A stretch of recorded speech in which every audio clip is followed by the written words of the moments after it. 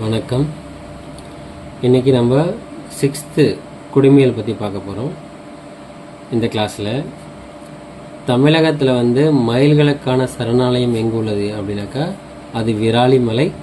எந்த மாவட்டம் அப்படின்னாக்கா புதுக்கோட்டை மாவட்டத்தில் இருக்குது. இந்தியாவில் மிகப்பெரிய நீளமான நதி எது அப்படின்னாக்கா கங்கை நதி. கங்கை நதியோடைய நீளம் எவ்வளோனாக்கா 2525 கிலோமீட்டர். இதோட பெருசாக இருக்கக்கூடிய பிரம்மபுத்திரா பார்த்தீங்கன்னாக்கா 3848.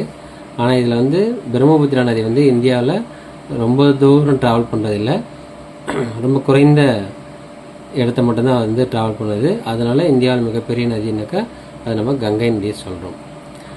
அதே மாதிரி இமாம் பசந்த் அப்படின்ற ஒரு பழம் இந்தியாவை ஆட்சி செஞ்ச முகலாய மன்னர்கள் சாப்பிடுவதற்காகவே உருவாக்கப்பட்டது தான் இந்த இமாம் பசந்த் அப்படின்ற மாம்பழம். அதுக்கப்புறம் புவியில்